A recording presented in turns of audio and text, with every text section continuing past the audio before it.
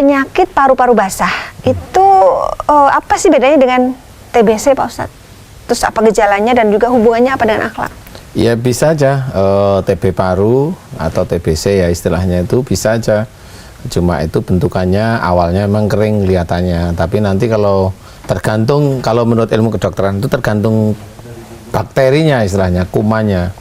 Kalau memang itu kumannya memang terlalu agak ganas, biasanya meradang, paru-paru itu meradang atau otot di dekatnya paru itu meradang. Biasanya secara sunatullah tubuh itu akan ngeredam panas di paru-paru itu dengan cairan. Nah, karena panasnya di paru-paru itu tubuh mengeluarkan cairan. Nah, cairan inilah yang nanti akan menjadikan sesak nafas seseorang, yang kemudian dokter menamakan paru-paru basah. Istilahnya seperti itu. Paru-paru basah itu bisa, kalau namanya penelitian beliau itu kurang teliti, bisa aja dikira paru-paru basah biasa. Tapi kalau penelitian beliau itu lebih teliti, lebih jeli, mamanya ada tumor yang agak ganas, ya bisa jadi tumor yang panas tersebut. Kemudian tubuh di daerah area paru-paru ini tetap secara sunatullah dia akan mengeluarkan cairan. Nah, ini tetap dinamakan paru-paru basah. Tetapi penyebabnya tumor mamanya. Tapi kalau mamanya paru-paru basah tidak ada tumor, penyebabnya ya biasa bakteri atau kuman-kuman tertentu yang menyebabkan radang di daerah paru-paru. Saya pernah dengar juga pneumonia, itu beda lagi atau sama itu? Pneumonia itu kan arti dari paru-paru aja. Jadi itu bukan nama penyakit ya? Insya Allah setahu saya enggak ya. Gitu. Jadi ya, itu paru aja.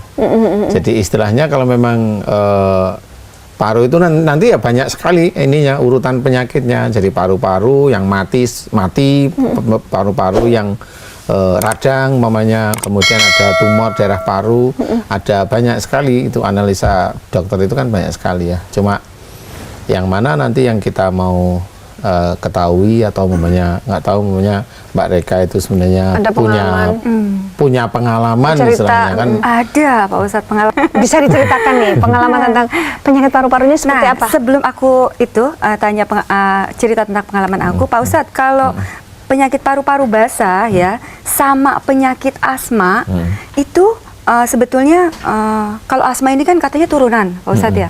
Tapi kalau paru-paru basah itu kan karena cuaca lingkungan, itu benar nggak? Enggak. Kalau asma itu karena turunan? Enggak. Oh enggak ya Pak Ustadz? Enggak.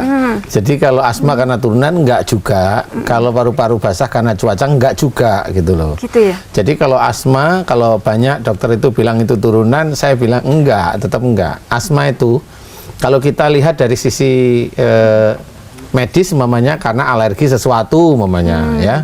Alergi entah rokok mamanya, alergi. Nah, kalau dari Pak Ustadz sendiri supaya tidak tergantung terus gitu ya. Nah, itu gimana tuh Pak Ustadz? Nah, ini kejadian ini yang dialami oleh adik saya sendiri sampai sekarang, walaupun sudah punya anak tetap aja. Terus anaknya ada yang kena nggak anaknya? Alhamdulillah anaknya yang ini nggak kena, karena dari semenjak lahir, semenjak hamil itu selalu saya bacain Fatihah. Jadi dari kata dokter ini sudah isi gitu ya. Jadi apa iya nggak sakitnya gara-gara dibacain Fatihah? Karena saya yakin aja berdoa gitu ya, semoga anak ini tidak menurun sama ibunya gitu ya. Ibunya tidak menurunkan penyakit asma. Tapi alhamdulillah sampai sekarang anaknya sehat. Umur berapa anaknya? Anaknya sekarang umur 6 tahun. 6 tahun. Gimana Pak Ustadz? Nah, itu makanya kan aku harus tanya nih sama ahlinya. Itu gimana Pak Ustadz? Jadi kalau asma turunan itu, kalau menurut saya, kalau lihat dari Mbak Reka mamanya, ini kan orangnya cerewet mamanya ya, rame gitu. Itu harusnya nggak punya penyakit asma, harusnya secara akhlak itu nggak punya. Tapi kok punya penyakit asma? Nah, ini ada tanda tanya. Berarti Mbak Reka di dalam dadanya sini itu ada makhluk, yaitu ilmu dari turunan-turunan sebelumnya. Waduh, saya jadi astagfirullahaladzim.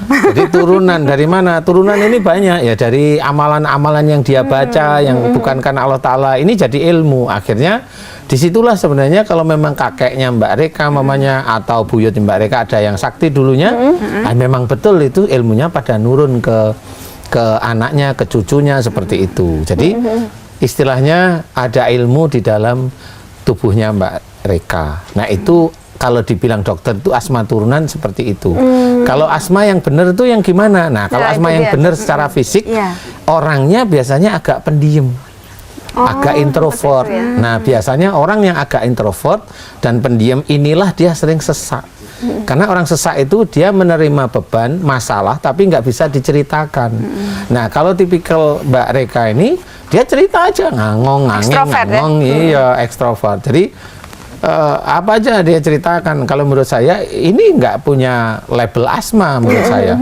Tapi kalau umpamanya saya disuruh, ini kan teori saya. Ya. Umpamanya pura-pura ini saya ngelihat Mbak Reka, umpamanya. Scanning dong. Scanning gitu ya. Scanning, Dok. Ah, itu kelihatan Dokter. ilmunya di dadanya Mbak Reka. Oh, dari orang tua ya. Dari orang tua sebelumnya. Sebelum